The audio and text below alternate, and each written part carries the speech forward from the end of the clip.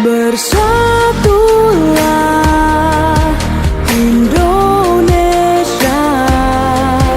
jangan pernah terpecah belah.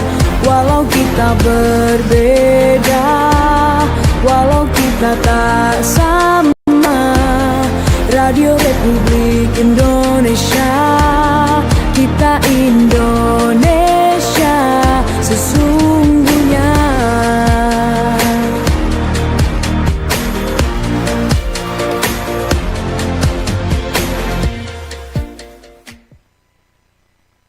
Terima kasih pendengar dan pemirsa Radio Republik Indonesia Manado, berjumpa kembali bersama kami. Anda mendengarkan Forum Kawanua. Senang sekali saya Priscilla Balebu kembali bisa menemani Anda pendengar untuk Forum Kawanua edisi Anda mendengarkan juga menonton di kesempatan Selasa 22 April 2025, di mana topik yang akan kami angkat pagi hari ini pendengar sudah Anda dengarkan dari pagi tadi, mulai dari Warta Berita hingga Baober, opini publik terkait dengan damai sejahtera Kristus di tengah keluarga. Kalau kita melihat terasa pas topik pagi hari ini karena memang masih dalam suasana Paskah. Karena ketika kita merayakan Paskah tentunya pendengar kita diingatkan kembali dengan peristiwa Jumat Agung hingga ke Paskah, peristiwa pengorbanan, dan kalau mau jujur sebenarnya menjaga damai itu sendiri agak-agak susah ya, apalagi dalam keluarga. Makanya Forum Kawanua pagi hari ini menemani masyarakat Kota Manado menghadirkan dua narasumber yang luar biasa di samping saya pagi ini. Saya sapa terlebih dahulu Gembala Tedius K. Batasina STH selaku Gembala KGPM Kerapatan Gereja Protestan Minahasa. Shalom, selamat pagi Pak Gembala. Selamat pagi. Selamat pagi. Selanjutnya ada Pendeta Ronald Lambi STH, Ketua DPD Kopassus Mission Sulawesi Utara. Selamat pagi Pak Pendeta. Selamat pagi. Bapak Pendeta, Pak Gembala, ada damai pagi hari ini? Amin. Luar biasa ya. Tadi saya sempat memberikan pengantar untuk menjaga damai itu sebenarnya agak susah Pak Pendeta ya. Katakanlah juga baru selesai Paskah begitu. Namun mungkin menjadi pertanyaan awal saya terkait dengan pengertian damai sejahtera Kristus itu sendiri. Kita mulai dari Pak Gembala Tedius, mungkin silakan. Ya, selamat pagi semua dan salam sejahtera untuk kita semua. Tentunya mengawali segala sesuatu saya ingin menyampaikan selamat Paskah dalam rangka kita mensyukuri karya selamat Allah yang berlaku bagi dunia ini. Berbicara tentang Paskah, maka ada tiga hal yang ingin saya sampaikan. Pertama, Paskah adalah proklamasi tentang kerajaan Allah yang berlaku dalam dunia ini. Yang kedua, Paskah adalah demonstrasi tentang kuasa dan kehendak bagi dunia ini, tidak terkecuali. Dan yang ketiga, Paskah adalah implementasi tentang kasih yang tiada batas. Esensi tentang kebangkitan itu adalah kemenangan. Dan oleh karena hidup dalam pembebasan dan hidup dalam kemenangan itu, maka sesungguhnya perwujudan tentang karya selamat Allah yang diberlakukan lewat peristiwa agung, peristiwa besar, peristiwa Paskah menghadirkan yang tadi dua kata itu, damai sejahtera.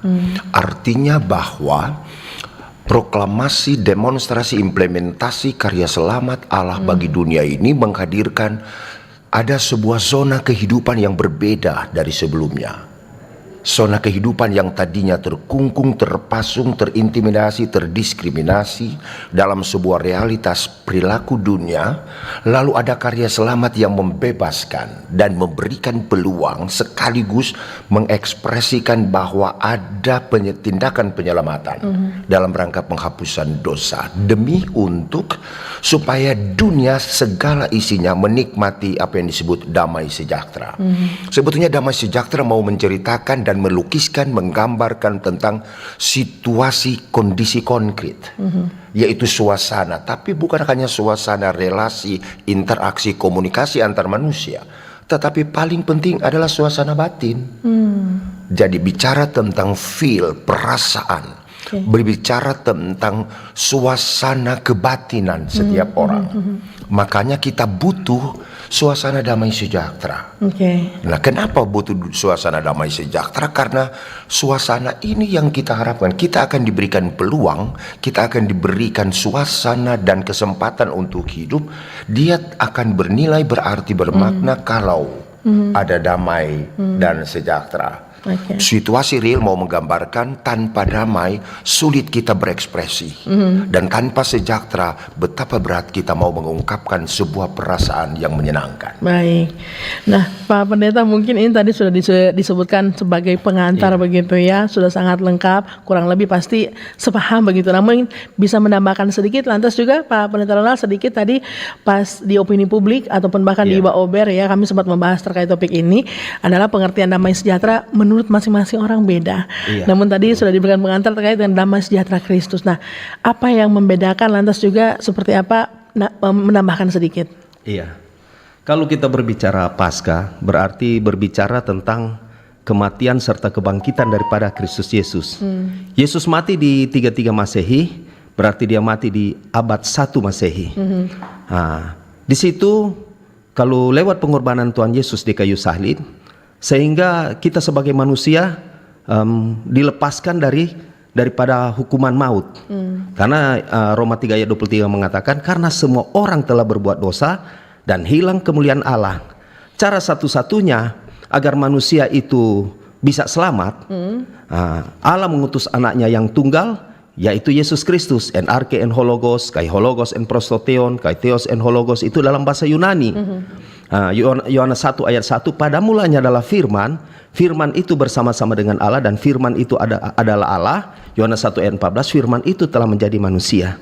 Lewat pengorbanan Tuhan Yesus di kayu salib, sehingga kita mendapatkan keselamatan. Kita akan menikmati namanya damai sejahtera. Nah, sebagai orang Kristen, ketika kita hidup di dalam Tuhan, maka terciptalah yang namanya damai sejahtera yang tadi sudah dijelaskan oleh Pak Pendeta tadi. Damai sejahtera itu harus betul-betul kita memaknai dalam kehidupan kita, sehingga muncul Ibrani 12 ayat 14, berusahalah hidup damai dengan semua orang dan kejarlah kekudusan, sebab tanpa kekudusan orang tidak bisa melihat Tuhan. Nah, itu yang paling pokok di sini. Torang jaga, torang pe hati, jaga torang pe pikiran, hiduplah damai dengan sesama kita. Jadi bukan cuma kita sebagai orang Kristen, oh kita ini cuma milik orang Kristen saja. Yesus itu juga milik semua bangsa, milik semua agama. Nah, disitulah kita mewujud nyatakan bahwa di dalam Galatia 2 ayat 20 mengatakan, namun aku hidup, tetapi bukan aku sendiri yang hidup, melainkan Kristus yang hidup dalam aku. Sehingga damai sejahtera itu tercipta. Artinya kita berteosis, menyatu dengan Kristus Yesus, sehingga damai itu selalu ada di dalam kehidupan kita. Berarti Pak Pendeta sangat jelas begitu ya, batasan damai secara luas, secara umum, secara KBBI dengan damai sejahtera Kristus begitu, yang penuh pengorbanan tadi untuk mendapatkan damai sejahtera tersebut. Nah, dalam konteks keluarga Pak Gembala seperti apa? Untuk katakanlah juga seperti menerjemahkan dalam hubungan antara anggota keluarga. Ya, saya bertolak dari tema sentral ini, damai sejahtera Kristus di tengah keluarga. Sesungguhnya ini adalah tema sentral yang diangkat Persekutuan Gereja-Gereja di Indonesia dalam rangka pemaknaan Paskah Yesus di tahun 2025. Yang menarik adalah PGI secara khusus Gereja-Gereja Indonesia memberi penekanan pada dua kata, yaitu Ecclesia Domestica. Apa artinya ini? Gereja adalah keluarga. Nah, karena itu pemaknaan tentang Ecclesia Domestica mau menunjukkan bahwa keluarga adalah unit terkecil dari gereja. Jangan dulu bicara gereja lebih luas tentang damai sejahtera kalau kita tidak mulai dari institusi terkecil, lembaga terkecil, yaitu keluarga. Nah, artinya apa ini? Bahwa damai sejahtera itu bukan sebuah konsep idealisme, tetapi damai sejahtera adalah implementasi sesuatu tindakan real yang telah diberikan oleh Allah bagi dunia. Artinya damai sejahtera milik Allah, bersumber dari Allah, lalu diberikan kepada dunia. Sekarang tugas dunia secara khusus kita manusia adalah bagaimana menerjemahkan, mengartikulasikan dan memberikan terjemahan secara praktis dalam konteks relasi kehidupan suami istri, orang tua, anak. Artinya bagaimana damai sejahtera itu hidup, tumbuh subur, berbuah dan berdampak dalam konteks unit terkecil keluarga. Nah, kalau berbicara gereja yang menikmati damai sejahtera, berarti dia harus berdampak pada institusi keluarga. Apa artinya gereja yang menyuarakan dan mendemonstrasikan damai sejahtera? sejahtera, sementara unit terkecil gereja yaitu keluarga tidak hidup dalam damai sejahtera. Damai sejahtera berarti ada situasi di mana orang tidak merasa tertekan antara hidup suami istri dalam konteks keluarga, di mana anak-anak dan orang tua berada dalam situasi dinamis, di mana terjadi komunikasi, koneksitas dan relasi yang saling membangun dan menghadirkan damai sejahtera. Sama seperti karya selamat Tuhan, bahwa dia menghapus setelah segala ketidakadilan. Dia menghapus praktek-praktek yang tidak manusiawi. Dan karena itu dia harus berdampak dalam konteks bergereja, berkonteks berkeluarga. Hadirkan damai, hadirkan sejahtera. Saya sering menggunakan bahasa ini. Jika engkau ingin dikasihi, tetaplah mengasihi walau engkau tidak dikasihi. Jika engkau ingin dihargai, belajarlah menghargai walau engkau tidak dihargai. Berat Pak Gembala ya. Ya, jadi jika engkau ingin menikmati damai sejahtera, belajarlah menghadirkan damai sejahtera. Baik. Walaupun terkadang yang awal catatan tadi tidak mudah menghadirkan damai sejahtera. Ya, betul. Nah, Pak Pendeta, ini sudah dibahas menjadi tema ternyata dari PGI. Lantas kalau misalnya melihat, kalau kita mundur sedikit begitu Pak Pendeta Ronald ya, kenapa sampai tema ini yang diangkat? Apakah keluarga Kristen saat-saat ini terancam seperti itu sampai tema ini, atau ada hal lain kira-kira yang menyebabkan sampai adanya tema ini? Iya. Jadi sangat penting sekali pembinaan di dalam keluarga. Kenapa? Karena tugas gereja ada 3. Marturia, diakonia, koinonia. Bersaksi, melayani, dan bersekutu. Sudah juga orang bercerita, kesaksian yang di luar sana. Mulai dari lingkungan keluarga. Itu sangat penting. Karena dasarnya adalah Yesus Kristus. Kalau kita lihat di dalam 1 Korintus 3 ayat 11 dalam bahasa Yunani, saya hobinya pakai bahasa aslinya. Dia katakan begini, Temalion gar alon, odes dunatai tenai paraton keimanon hos estin, Yesus Kristus. Karena tidak seorang pun yang dapat meletakkan dasar lain daripada dasar yang telah diletakkan, yaitu Yesus Kristus. Nah, peran serta keluarga amat terlihat di dalam, misalnya ada bapak di situ, membina, bagaimana cara membina. Nah, tentunya di dalam keluarga itu penting. Coba sekarang lihat, karena minimnya pembinaan daripada keluarga, sehingga banyak anak-anak melakukan kriminalitas, seks bebas. Dan bahkan sekarang kalau lihat, kalau di gereja-gereja justru tidak seperti dulu lagi. Bahkan lihat di dalam gereja sudah kurang orang, sampai itu pendeta-pendeta ini terjadi. Saya pernah khotbah juga, diundang pendeta boleh hadir di gereja saya. Sampai di sana, cuma 3 keluarga. Saya tanya ke pendeta itu, kemana yang lain? Ya, pendeta inilah. Zaman sekarang ini sudah berubah. Karena memang penting sekali untuk membina. Nah, jadi kekristenan itu penting agar supaya terbangun suatu hubungan yang harmonis. Nah, jadi peran serta tokoh-tokoh agama, misalnya para pendeta, penatua, syamas, itu penting sekali agar supaya semakin hari digiatkan lagi, agar supaya di kemudian hari keluarga ini terbina. Lewat kegiatan gereja ini mereka akhlak keluarga itu terjaga. Baik. Jadi Pak Gembala menambahkan sedikit. Jadi bukan karena ada kekrisisan keluarga Kristen yang mulai terancam begitu, namun karena memang keluarga menjadi faktor yang paling penting untuk kita bertumbuh begitu. Atau ada angka perceraian yang tinggi menjadi penyebabkah seperti itu kira-kira? Ya, memang ketika kita secara objektif untuk menilai institusi keluarga, ada banyak dinamika realitas yang terjadi yang berseberangan dan bertentangan dengan konsep damai sejahtera. Seperti yang dikatakan teman tadi Pak Pendeta, bahwa ada banyak perilaku kehidupan yang berbeda dengan panggilan tanggung jawab spiritualitas. Ternyata sebenarnya bukan hanya dalam konteks kekristenan, tapi berbicara tentang agama-agama, berbicara tentang dinamika keagamaan, kita diperhadapkan dengan dinamika itu, dengan kondisi objektif seperti itu. Nah, persoalannya adalah seberapa jauh kita melakukan proses 1 pendampingan, 2 pengajaran, 3 pembelajaran tentang nilai-nilai spiritualitas yang menggerakkan dan mengeksplor segala potensi-potensi keluarga agar pemaknaan damai sejahtera itu betul-betul dimaknai, dipahami, dimengerti. Nah, tadi dikatakan Pak Pendeta ada banyak konsekuensi logis yang terjadi ketika nilai spiritualitas mulai terkikis. Kehadiran dalam gereja, aspek kriminalitas, seksual bebas, anak-anak muda, itu sebetulnya dampak dari. Nah, sekarang kalau ingin mengembalikan pencitraan esensi gereja itu sendiri, keluarga Kristen itu sendiri, maka hadirkan damai sejahtera. Itu bagaimana kita menghadirkan sesuatu yang menghidupkan, sebab kita telah mengalami sebuah proses perubahan. Nah, saya ingat ada ungkapan di persamaan reformasi, yaitu Ecclesia Reformata Semper Reformanda. Gereja yang diubah harus terus berubah. Nah, dari mana segi perubahan itu? Perubahan ketika kita mengalami sebuah kondisi-kondisi yang tidak menyenangkan, tidak gerejawi, tidak manusiawi, maka gereja harus tampil dalam konteks perubahan, pembaharuan itu, sehingga dia betul-betul eksis, tidak sekedar eksis dan survival, tapi gereja itu dia berdampak, dia memberikan nilai bukan hanya dalam komunitas gereja, tapi juga bagi semua orang.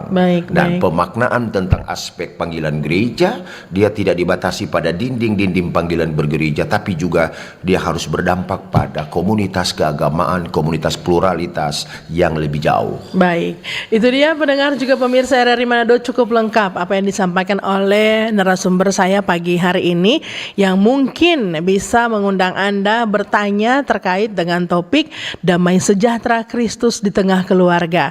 Untuk Anda bergabung bersama kami di 0821 9583 5080. Sambungan telepon silakan, SMS juga WhatsApp chat di 0821 9583 5080. Saya tahan dulu pertanyaan saya Bapak narasumber karena sudah ada yang ingin bergabung ini tampaknya.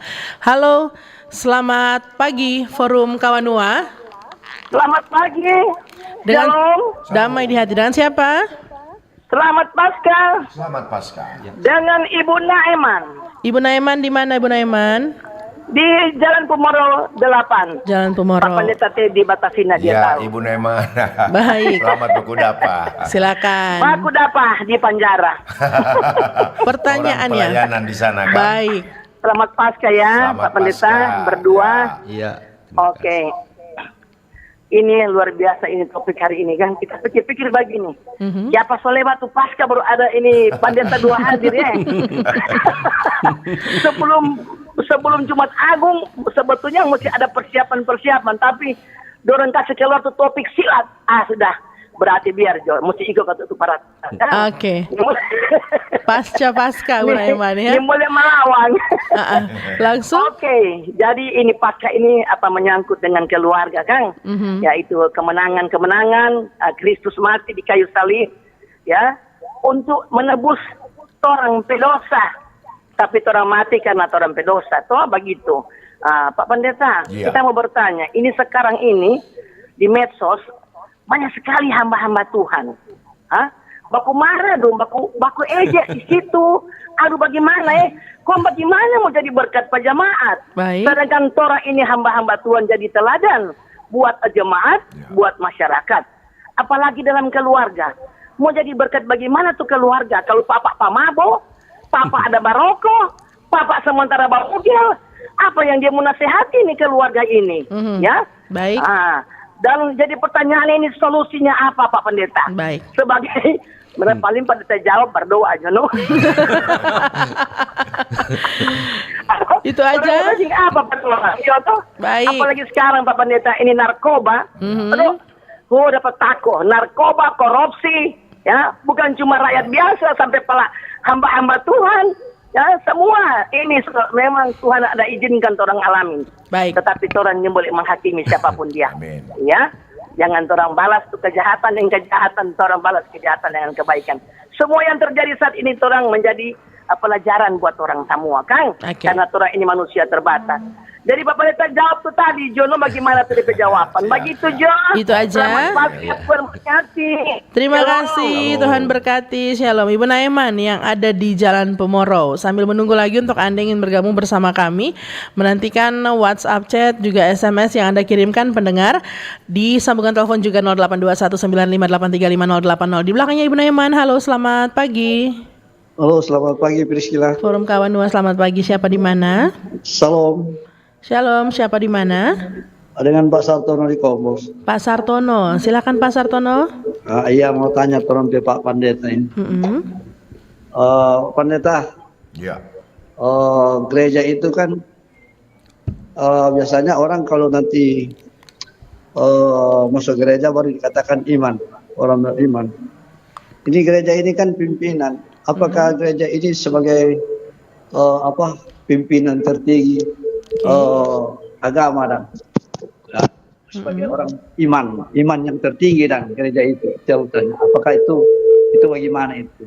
Supaya kan kalau namanya orang masuk gereja berarti dia sudah tahu hal-hal yang dia harus berbuat sampai ke tengah-tengah keluarga sampai ke masyarakat untuk kebahagiaan dia dan DP keluarga dan orang lain. Baik, Pak Jadi, Sartono. Gereja itu apakah dia sebagai pimpinan tertinggi? Itu pertanyaan. Terima kasih, selamat pagi. Terima kasih kembali, selamat pagi Pak Sartono yang ada di Kombos. Akan kita jawab dulu pertanyaan dari Ibu Naiman. Yang pertama di Jalan Pemoro. Ini terkait dengan oknum lebih tepatnya Pak Pendeta ya. Oknum hamba Tuhan katanya saling sindir di medsos. Lantas juga seperti apa ketika menemukan orang tua malah yang tidak taat begitu? Apa yang harus dilakukan? Kita mulai dari Pak Pendeta Ronald, silakan. Iya. Jadi ini yang jadi tantangan bagi kita hamba-hamba Tuhan. Jangan sampai dipermalukan. Alkitab mengatakan jangan sampai kita menyampaikan firman kita sendiri ditolak. Coba perhatikan di dalam Alkitab mengatakan iman timbul dari pendengaran dan pendengaran akan firman Kristus. Jadi kalau sebagai hamba Tuhan dia harus merubah sikap hidupnya. Bukan nanti istilah orang bilang oh dia adalah singa mimbar. Tetapi ortopraksia cara hidupnya itu harus benar. Ortodoksia mengikuti ajaran lurus dan benar. Ortolatria mengikuti ibadah yang benar, tetapi ortopraksianya kalau tidak benar berarti tidak ada gunanya. Makanya dikatakan jangan sampai kita ditolak. Yang harus kita lakukan sebagai hamba Tuhan harus merubah segalanya. Torang hidup ini harus jadi contoh. Makanya kalau menjadi hamba Tuhan itu mesti ya makanya itu tuh produk-produk gereja lihat kalau siapa mau jadi hamba Tuhan mesti betul-betul diuji. Jangan sampai dengar kemari aduh ada pendeta yang misalnya hugel, ada pendeta berbicara tentang pendeta kage-kage misalnya contoh ini cuma contoh so korupsi. Jadi di sini kita harus betul-betul menjiwai makna kekristenan itu seperti apa. Sebagaimana Yesus telah mati untuk kita ini Paskah ini. Berarti apa yang harus kita matikan, apa yang harus kita salibkan. Yesus mati di kayu salib untuk menebus dosa kita.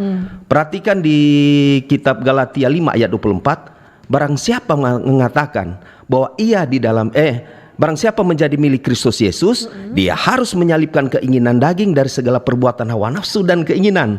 Belum cukup lagi.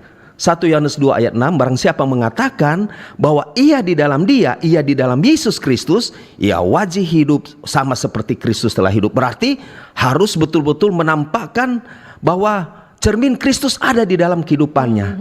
Sehingga kalau mau istilah begitu, orang lihat kemari ada hamba Tuhan berbuat seperti itu, berarti tidak memberikan contoh. Baik. Gitu. Baik, Pak Pendeta sedikit sebelum ke yang selanjutnya, apakah ada aturan sendiri sebenarnya dari gereja begitu hamba Tuhan yang bermedia sosial tidak boleh membuat status yang aneh-aneh atau dibebaskan saja? Ada. Harusnya ada ya. Ada teguran gereja, mungkin kan beda-beda Ya, denominasi gereja. baik. Kalau gereja kita memang ada aturannya. Jadi kalau hamba Tuhan itu sudah menyimpang, tentunya itu dipanggil. Jadi pimpinan kita panggil, memberikan arahan ke dia, jangan begini begitu, karena dampaknya nanti ya kependetaannya juga berdampak ke gerejanya, jemaatnya. Jadi itu. Apalagi saling sindir begitu ya. Iya. Baik, Pak Gembala silakan untuk yang menambahkan. Memang kalau berbicara gereja di dalamnya ada orang-orang yang bersekutu, bersaksi dan melayani. Saya mau memberikan catatan lebih awal bahwa tidak ada yang sempurna, apalagi paripurna gitu. Karena tidak ada yang sempurna dan paripurna, maka harus diakui dalam berbagai hal, dalam berbagai implementasi kerja pengabdian pelayanan dan dalam status keanggotaan sebagai warga gereja, terkadang hal yang sangat prinsip dan urgen, tetapi juga hal yang menjadi kritik kehidupan bergereja adalah satu, etos kerja, dua, moralitas pengabdian. Jadi bukan hanya soal spiritualitas yang menjadi kritik kehidupan bergereja, tetapi juga soal etis dan soal moral. Dan karena itu, apa yang disoroti dan dialami dilihat kita sekarang ini sebetulnya lebih pada personality yang mau menunjukkan tentang etos kerja, moralitas pengabdian. Nah, kalau ada kekurangan pasti, ya saya dengan Pak Pendeta juga tidak sempurna, apalagi paripurna, tetapi paling tidak harus benar-benar kita ada refleksi kehidupan bahwa tidak mudah menjadi satu hamba dalam panggilannya, dan kedua tidak mudah menjadi warga gereja yang setia dan taat. Terkadang banyak hal menjadi sorotan publik. Contoh tadi yang Ibu sampaikan, ini trompet Ibu ini kok kita ketemu ketika ada pelayanan di penjara. Jadi ada relasi-relasi, ada kritik-kritik kehidupan, dan karena itu apa yang harus dilakukan? Gereja harus melakukan proses pendampingan. Itu penting sekali, maka harus dilakukan apa yang disebut dengan program-program gereja, pembinaan warga gereja. Dia harus dibina, dia harus diberikan pendampingan spiritualitas, termasuk para pelayan. Di semua gereja saya yakin ada proses-proses penggembalaan, toh? Ada proses-proses pembinaan. Contoh, bagaimana seorang pendeta beretika secara baik, membuktikan moralitas yang kuat karena dia memiliki status yang berbeda, ada spesifikasi panggilan, dia berbeda dengan jemaat. Dan ini kan, nah kalau pada akhirnya terjadi hal-hal yang berbeda dengan apa yang diharapkan, itu menjadi sebuah koreksi pelayanan, tetapi juga perenungan terhadap gereja yang harus terus human, sadar benar bahwa kita berada pada realitas dinamika yang terus berubah. Nah kalau gerejanya nak mau berubah dengan situasi, berubah, nah ini sama seperti RRI Manado toh. Waktu saya dulu datang di sini, dinamikanya untuk diskusi, dialog berbeda. Setelah tampil lagi ini lebih berbeda lagi. Nah, perubahan itu dalam rangka memberikan jawaban terhadap tuntutan publik. Dan kalau itu menjadi sebuah konsep kita dalam rangka menghadirkan dan menemukan kesejatian kehidupan kehambaan dan sebagai jemaat, maka tadi yang trompet Ibu bilang ada sorotan-sorotan narkoba, etika, itu tanggung jawab luar biasa. Bagaimana itu banyak sarana. Ibu, saya mau lihat misalnya sekolah minggu, atau komunitas sekolah minggu dari sejak dini, di mana mereka harus dibina. Saya juga walaupun dalam jabatan-jabatan gerejawi mengalami tanggung jawab yang besar itu, tapi ketika saya ada dalam komunitas, saya berkerinduan kalau boleh saya pimpin sekolah minggu. Nah, Ibu bisa bayangkan, dengan suara ketua sinode lalu memimpin sekolah minggu, bicara ceria dan mesti ikut dompe. Gaya dan dompe mau. Toh misalnya kemarin saya bilang pimpin sekolah minggu. Saya bilang adik-adik, sebelum Tuhan Yesus disiksa, dihina, difitnah, diinjak segala macam, dia bilang. Lalu tiba-tiba dia disalibkan dan dia bangkit. Tuh anak langsung bilang, belum engkau, dia masih ada minum lagi air apa Ren? Nah, itu. Jadi dorang juga lebih pandai. Lebih tahu. Jadi biar orang belajar teologi, ternyata juga ada step episode kematian kebangkitan Yesus yang kita tak lupa dan tak lewat. Gitu, Oke, Pak Gembala. Berarti kalau RRI juga sudah berubah, berarti sudah ada koreksi dan perenungan juga RRI ya. Setelah pengamatan. Tadi sedikit disampaikan orang tua yang mungkin tidak sesuai, tidak bisa memberikan contoh begitu. Apakah memang jalan terakhirnya adalah berdoa saja, kata Ibu Naiman tadi, atau Pak Ronald silakan. Jadi sebenarnya tidak cukup untuk berdoa. Karena apa? Membina keluarga itu tidak gampang seperti mau berbicara. Jadi kita harus ada pendekatan yang baik. Misalnya seorang bapak ketika anak-anaknya, kebanyakan contoh, waduh ini anak ini terlalu bandel. Sampai-sampai orang tua karena emosional dia pukul, tetapi tidak ada didikan di situ. Oke. Memang penting sekali, pepatah mengatakan di ujung cemeti pasti Mas. ada emas. Nah, tetapi di sini ketika misalnya kita melarang, kita harus merangkul itu anak, memberikan pemahaman demi pemahaman. Kalau kau berbuat begini, ini akibatnya. Nah, sambil kita apa? Memberikan firman. Oke. Suruh belajar. Dulu kalau orang-orang dulu, didikan orang dulu dengan sekarang beda. Saya lihat dulu, saya punya bapak. Tiap pagi itu sudah bangun pagi. Militer Kita ya? baca firman. Jadi hampir-hampir siang so bangun, Disiplin. malam juga Ya. begitu. Sehingga tertanam namanya apa? Jiwa kekristenan. Sehingga ketika setiap hari kita dibina seperti itu, baca firman, berdoa. Kalau misalnya makan, sebelum makan berdoa, mau ke kerja kita berdoa, ke sekolah kita kerja. Disitulah akan terbiasa dengan hal-hal seperti itu, sehingga ketika tumbuh dewasa, hal kriminalitas itu terhindar. Itu untuk dicontohkan para kepala keluarga begitu Iya, ya kepada anak-anak. betul. Nah, Pak Gembala, kalau Memang misalnya bagi saya kata kuncinya pertanyaan kritik bagi torang semua. Apa itu? Begini DP pertanyaan, masih adakah pendidikan rohani di tengah keluarga yang berlangsung secara intens, kontinu? baik. Itu soal kita. Dan bagi saya ada semacam refleksi, jangan-jangan karena pendidikan rohani yang tidak intens dan kontinu dalam Dalam keluarga, keluarga, ini dampak. Contoh, ketika makan, ini anak so angkat kaki, so makan lebih dulu. Pernahkah ayah dan ibu, Menegur. mama tegur? Bukan cuma soal menegur, jangan angkat kaki, so berdoa. Nah, karena kan misalnya kalau doa sebelum makan, doa sebelum tidur, itu menjadi sesuatu yang biasa, pendeta. Betul? Jadi ini dapat kok apa-apa. Saya sangat, misalnya saya bukan karena kapasitas saya sebagai pendeta, tapi teringat Pak Pendeta bilang tadi, orang tua ada ajar. Toh, tuh baku lewat, ada DP maruku, permisi. Ada kata-kata itu sekarang. Contoh sebelum makan, dapat lihat tuh anak udah berdoa. Jangan-jangan itu hilang. Baik. Dan karena hilang, maka hilanglah semuanya. Jadi etika bergeser, moralitas kita tidak dapat. Oke. Yang ada adalah, nah ini pergumulan kemanusiaan. Soal seks bebas, anak keluar rumahnya ndak pulang, so anggap biasa. Ketika orang lihat DP handphone, so macam-macam di dalam martorannya ada fungsi pendampingan, pembelajaran secara intens. Itu akibat dari sehingga jangan hanya mempersalahkan kenapa PGI menjadikan keluarga sebagai fokus. Apa sebab? Karena itu 1/24 jam ada di situ. Dan keluarga, orang tua harus berfungsi. Saya ingat di bagaimana Perjanjian Lama mengajarkan itu, Bapak Pendeta dan teman-teman, apa itu? Bagaimana berulang-ulang mengajarkan secara kontinu, memperkenalkan tentang Tuhan pada waktu duduk, pada waktu berjalan, pada waktu memang semua tiada hari tanpa pendidikan. Nah, kritik bagi kita gereja masa kini dengan melihat potret yang terjadi, mungkinkah dan apakah cara proses pendampingan, pendidikan, pembelajaran iman itu sudah hilang? Contoh bangun pagi itu anak langsung berdiri, langsung pegang handphone. Mandi, hilang. Dek semua pergi, Pak nanti baru dapat. Selesai. Padahal tuh dulu kan orang tua mesti lihat dia mesti berdoa.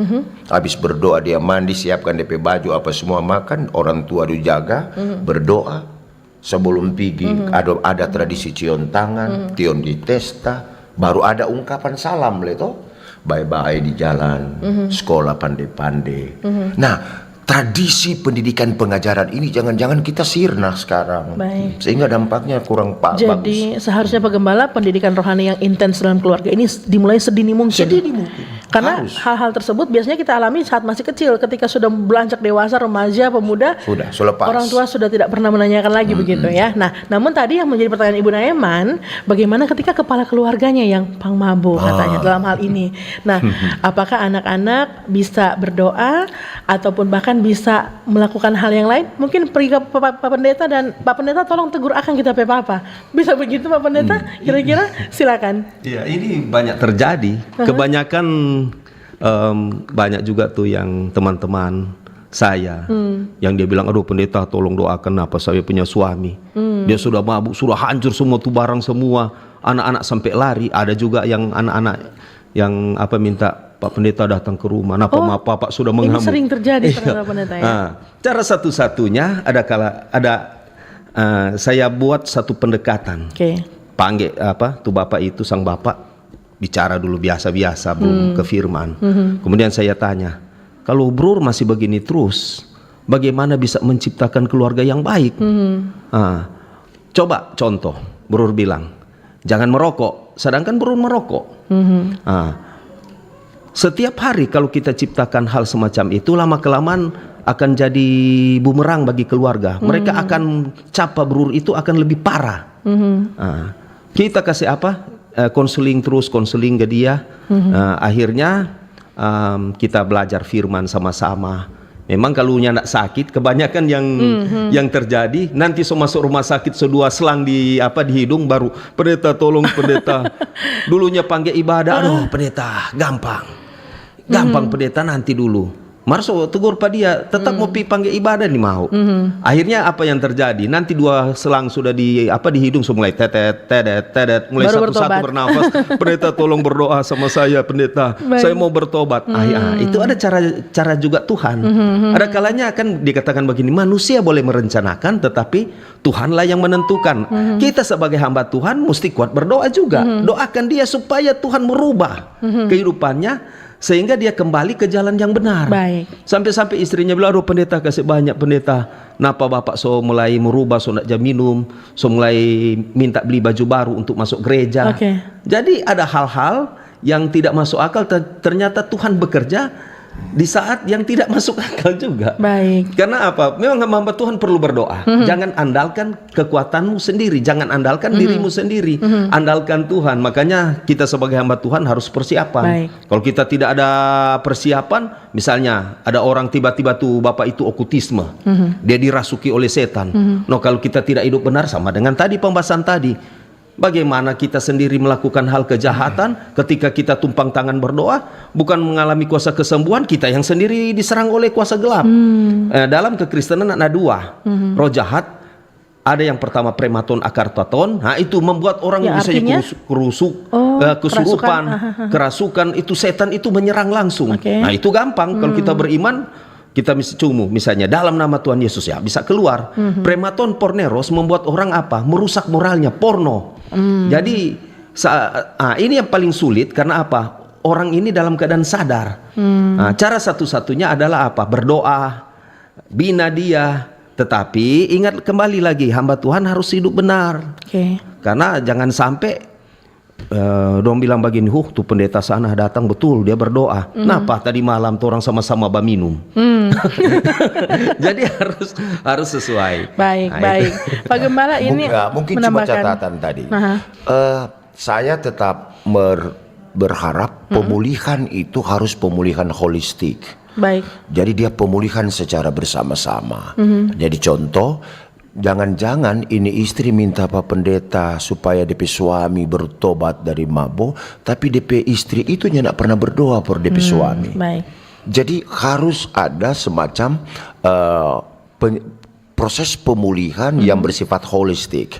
Jadi ada kesadaran yang tumbuh dari komunitas yang disebut keluarga. Karena itu jangan misalnya kita sebagai istri hanya melihat sisi kekurangan suami. Mesti ada timbal balik. Kenapa? Karena memang semua ada kekurangan. Begitu juga ketika kita melihat anak-anak kita karena jatuh ke dalam berbagai perilaku yang tidak berkenan, sebetulnya kita juga ada perlindungan.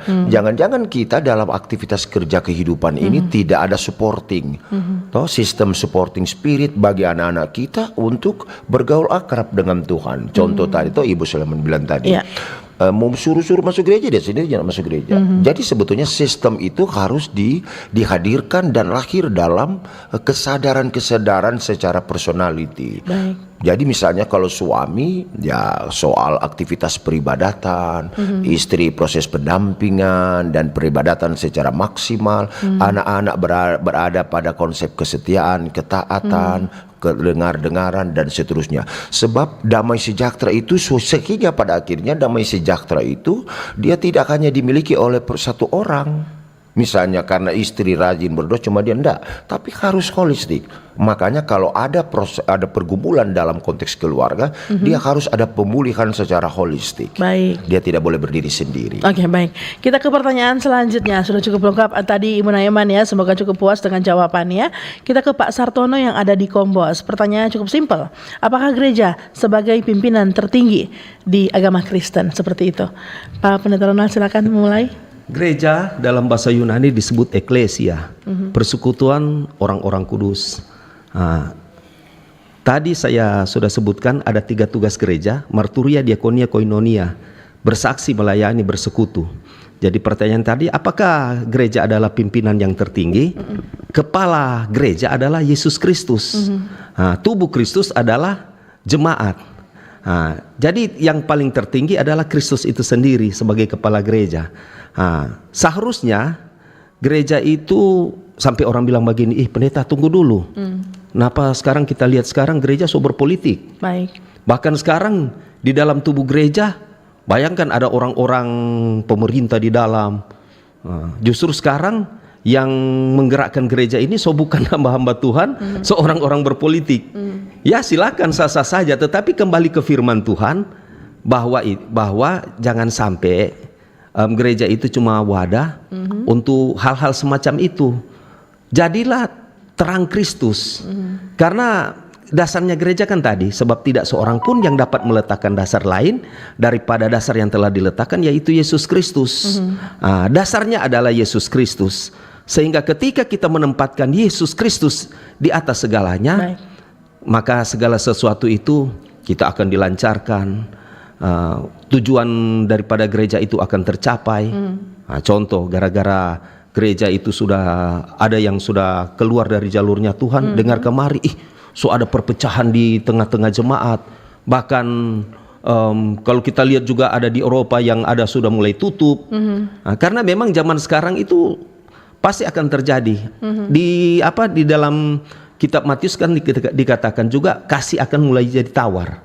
Banyak orang sudah jauh dari hadapan Tuhan, sudah suka beribadah. Karena apa? Kepercayaan itu sudah hilang. Kembali lagi di dalam gereja itu seperti apa kalau hamba-hamba Tuhan itu tidak benar? Makanya gereja harus ada reformasi di dalamnya. Harus ada hamba-hamba Tuhan yang betul-betul sungguh-sungguh takut akan Tuhan. Berarti kembali tadi Ibrani 12 ayat 14, berusaha hidup damai dengan semua orang dan kejarlah kekudusan. Penting kekudusan dalam gereja. Jaga hatimu, jaga pikiranmu. Jangan sampai kita jago berbicara firman tetapi kita sendiri itu tidak sesuai dengan firman.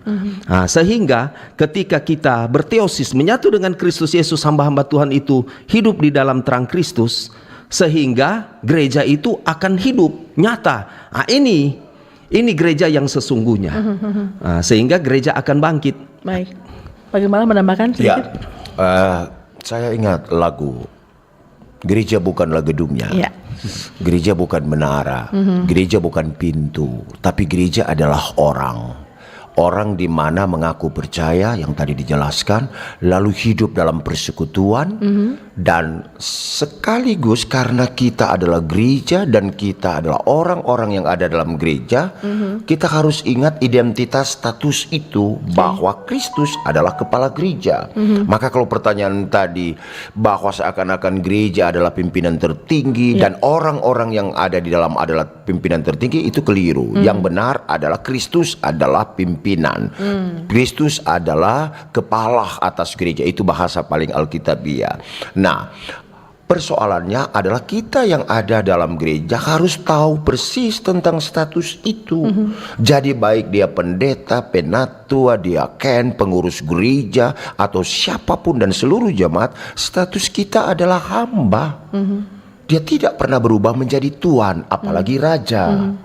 Jadi kalau status adalah hamba, maka seluruh interaksi dan komunikasi kehidupan harus menunjukkan kehambaan. Nah, kalau kehambaan tidak melihat posisi, kedudukan, popularitas, itu hamba.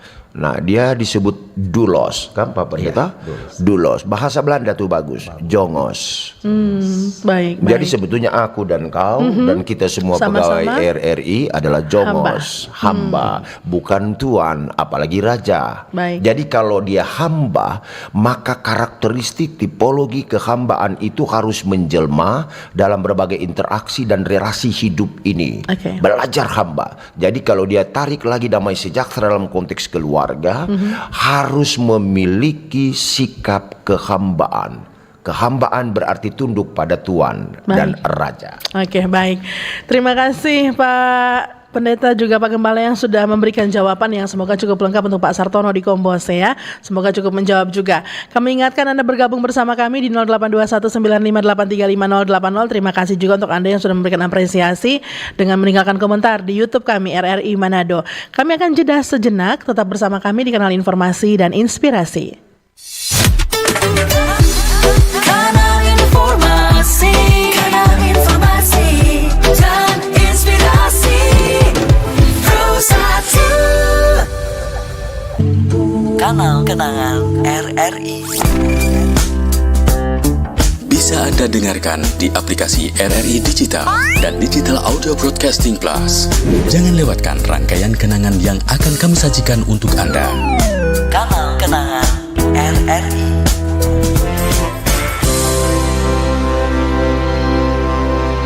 Halo RRI. Halo RRI. Ya, halo RRI. Kami semua bisa sampaikan semua keluhan masalah atau informasi melalui SMS, WhatsApp, dan media sosial secara langsung di 0816 16 12 121 setiap hari Senin dan Jumat pukul 10 pagi sampai pukul 11 siang waktu Indonesia Tengah. Suarakan masalah Anda dan temukan solusinya bersama Halo RRI. Halo RRI. Wih, keren banget nih. Katanya ada obat herbal bisa mencegah sakit gigi seumur hidup. Ada hoax tuh. Widih. Ini juga keren nih. Ada sumber energi baru PLTH, pembangkit listrik tenaga hampa. Iya, itu juga hoax kali. Lu bacanya apaan sih? Aduh, pantesan portal abal-abal lu baca. Kalau mau baca berita yang lengkap tapi udah verified, mulai dari berita nasional, internasional, olahraga, gaya hidup sampai hiburan, lu cukup klik rri.co.id. Di situ lu juga bisa streaming RRI digital. Aduh, makanya cek-cek dulu biar gak kegocek di rri.co.id.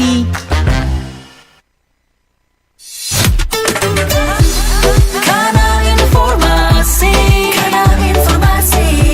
dan Inspirasi Pro1. Terima kasih pendengar untuk Anda yang masih setia bersama kami di Pro1 RRI Manado, juga pemirsa di YouTube RRI Manado. Di kesempatan Forum Kawanua pagi hari ini dengan topik Damai Sejahtera Kristus di Tengah Keluarga. Sedikit saya sebelum ke pertanyaan Anda di WhatsApp 082195835080, juga sambungan SMS dan telepon. Saya akan mengawali sesi kali ini, Pak Pendeta. Narasumber saya adalah terkait dengan kalau tadi sudah kita bahas bagaimana sikap orang tua ke anak, suami ke istri, istri ke suami, begitu. Lantas seperti apa ketika mendapati orang tua. Ini tidak sedikit Pak Pendeta yang kita temukan adalah orang tua yang NPD. Jadi ini ada narcissistic personal disorder yang mengalami sedikit gangguan terlalu percaya diri begitu dengan sosoknya, apalagi dengan dibantu dengan ayat firman Tuhan, hormatilah orang tuamu begitu.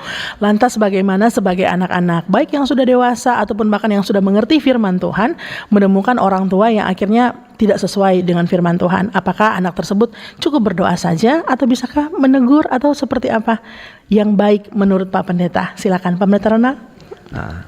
1 Korintus 15 ayat 33 mengatakan pergaulan yang buruk merusak kebiasaan yang baik. Nah, jadi kita harus melihat dari sisi itu. Tentunya ini kok tabale Bu. Nah. Kebanyakan ada ini contoh langsung di kehidupan hari-hari. Ini seorang anak justru jadi contoh di tengah-tengah keluarga. Bayangkan dia bilang begini, pendeta, justru kita yang kasih ajar kita pe kedua orang tua. Mama minta pandangan pe kita. Napa ini papa pangba pukul mama. Mama malas masuk gereja. Bagaimana kan pendeta? Kita so rajin berdoa. tetapi justru belum ada dapat jawaban. Nah, apa yang sebagai hamba Tuhan saya bilang begini, Dek, tetap berusaha sungguh-sungguh hadapan Tuhan, pasti akan ada jawaban Tuhan. Karena apa? Di balik semuanya itu ini cobaan. Jadi Tuhan tidak memberikan cobaan melebihi dari terumpi kekuatan. Tapi ingat, orang yang setia di dalam Tuhan, pasti Tuhan akan memperhitungkan. Adik peniat, cuma kecil saja niat itu pasti akan diperhitungkan oleh Tuhan. Apalagi adik berusaha untuk mendamaikan kedua orang tua. Iya pendeta, memang berat sekali. Nah, jadi di sini kita sebagai orang Kristen, kita harus jadi teladan contoh. Gambaran Kristus harus ada dalam kehidupan kita. Ketika kita lemah iman, kita harus membangun hubungan yang baik dengan Tuhan, berdoa setiap hari. Tuhan, mungkin cobaan ini terlalu besar Tuhan. Kita pe keluarga ini ndak akur Tuhan. Kita pe suami pangringan tangan. Kita pe istri, aduh Tuhan, DP mulu nak mau tabrenti kalau nyanda ini rasa-rasa mau perang dunia ke-7 toh. Tetapi setiap hari membangun hubungan dengan Tuhan, akhirnya pasti akan ada jawaban Tuhan. Nah, kemarin juga ada tuh bapak, aduh pendeta, napa gara-gara maituaso berdoa, kiapa? Hampir mati ular dateto. Akhirnya dia bilang, sudah pendeta, ada munjurnya juga kita pe istri ada berdoa, untung tidak mati. Akhirnya pendeta atas semua barajin-rajin. Baik, Pak Pendeta, kalau misalnya di ajaran Kristen sendiri begitu, anak menegur orang tua boleh berarti? Ya bisa. Bisa aja. Lebih baik tegur nyata-nyata daripada kasih yang tersembunyi. Namun dengan cara yang tepat mungkin begitu ya.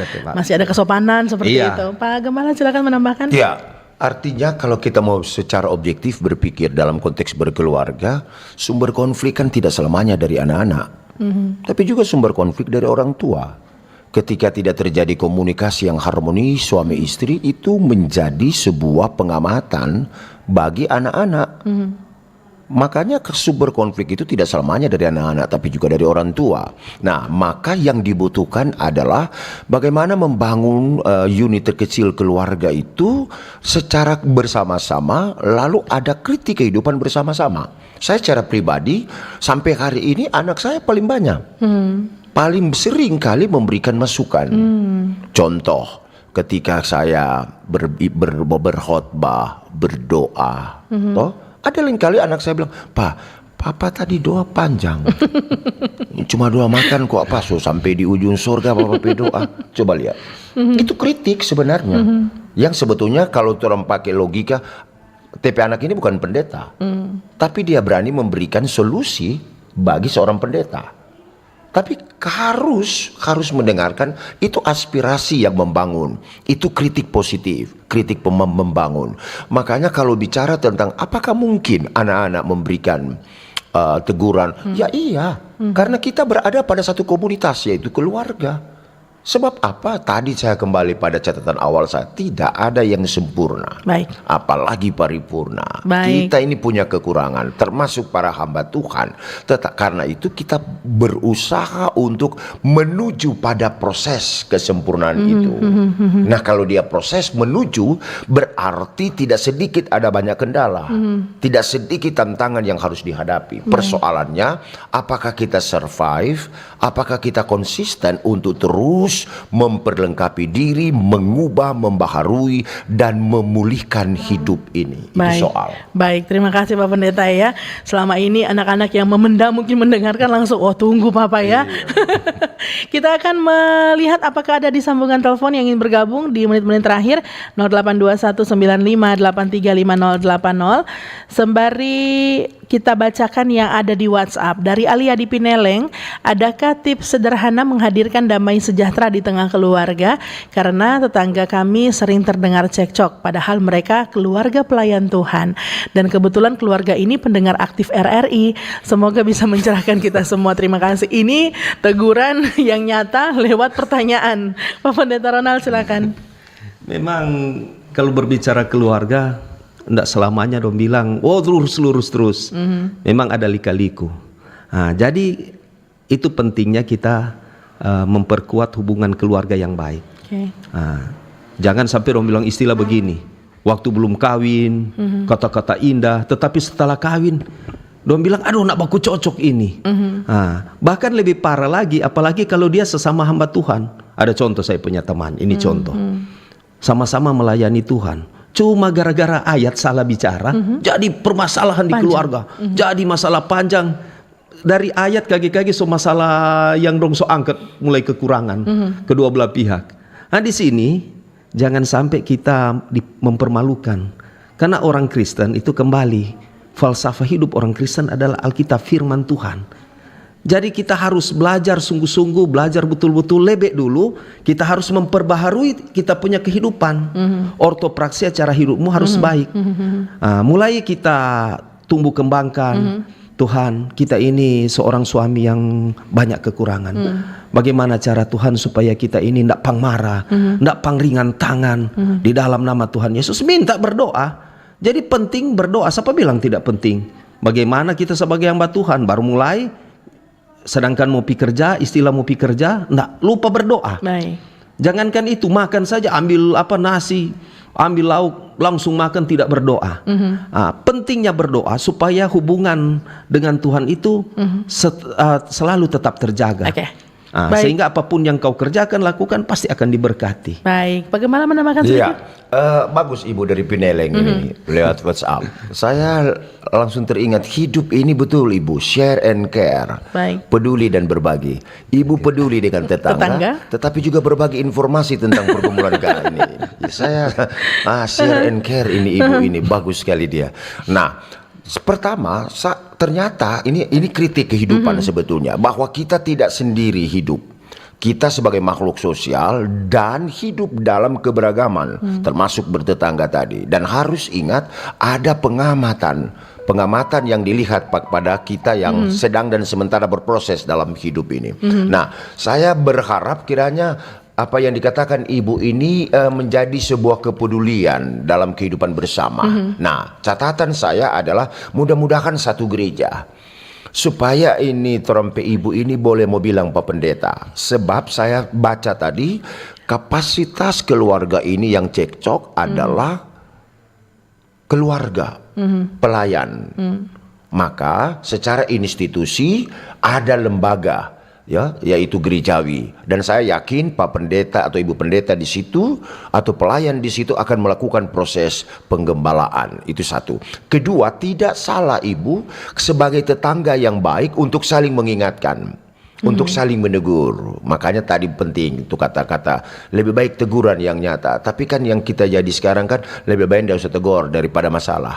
Daripada konflik begitu ya. Lebih bagus tegur Ibu, karena kekristenan mengajarkan jauh dari lubuk hati yang dalam menegur itu jauh lebih baik. Yang penting tujuannya positif. Oke, baik. Terima kasih Bu Alia, pertanyaan yang luar biasa ya. Menutup juga pagi hari ini Forum Kawan Pak Pendeta, selain juga memberikan closing statement terkait dengan bagaimana menjaga kedamaian dalam keluarga, melepaskan pengampunan dan lain sebagainya, mungkin menjadi tips terakhir ya. Pak Gembala duluan, silakan. Ya, closing statement saya adalah selamat menikmati makna, arti, dan kuasa kehendak Paskah Yesus yang boleh berlaku bagi dunia ini. Yang kedua, hadirkan damai sejahtera mulai dari unit terkecil keluarga, dan jadilah berkat. Kenapa? Karena kita telah diberkati dan terberkati. Maka konsekuensi hidup yang berkenan kepada Allah ialah menjadi berkat. Selamat bergumul, selamat berjuang mengisi damai sejahtera yang Tuhan beri dalam hidup ini. Terima kasih. Baik, selanjutnya Pak Pendeta Randall. Ya, ada satu pepatah mengatakan, orang yang paling baik di dunia adalah orang yang dapat membahagiakan orang dengan kebaikan. Jadi kita harus menebar kebaikan. Bagaimana makna daripada Paskah itu, sehingga Yesus ketika dia memberikan diri mati untuk kita, berarti berubahlah kehidupan kita. Jadilah orang Kristen yang baik, jadi contoh di tengah-tengah kehidupan masyarakat, sehingga cermin Kristus akan terpancar dalam kehidupan kita. Baik, terima kasih. Mungkin Lengkap paling sekali. terakhir sekali, boleh. ucapan Yesus ketika berjumpa dengan para perempuan. Iya. Salam bagimu jangan takut. Jangan takut. Terima kasih luar biasa narasumber saya pagi hari ini. Forum Kawanua hadir pendengar di edisi Selasa 22 April 2025 dengan topik Damai Sejahtera Kristus di Tengah Keluarga. Semoga bisa menjadi berkat bagi pendengar juga pemirsa RRI Manado yang menonton melalui YouTube RRI Manado. Terima kasih Pendeta Ronalam BSTH selaku Ketua DPD Kopassus Mission Sulawesi Utara, juga Bapak Gembala Tedius K. Batasina STH, Gembala KGPM Kerapatan Gereja Protestan Minasa sudah hadir di RRI. Tidak bosan-bosan, semoga kembali lagi Pak Pendeta ya. Pasti. Oke, terima kasih. Salam sehat. Itu dia pendengar untuk Forum Kawanua di kesempatan pagi hari ini. Saya Priscila Balebu, presenter Forum Kawanua, mengucapkan terima kasih untuk Anda yang sudah berpartisipasi juga. Mewakili penanggung jawab Kepala Stasiun LPP RRI Manado Nandang Supriyadi STMM, produser Anita Makawimbang, pengarah acara Novianeta Iras, dan juga rekan-rekan teknik yang sudah bertugas pagi hari ini. Mengucapkan terima kasih sekali lagi untuk kebersamaan Anda. Sampai jumpa di Forum Kawanua edisi selanjutnya. Selamat pagi. Bersatulah Indonesia, jangan pernah terpecah belah.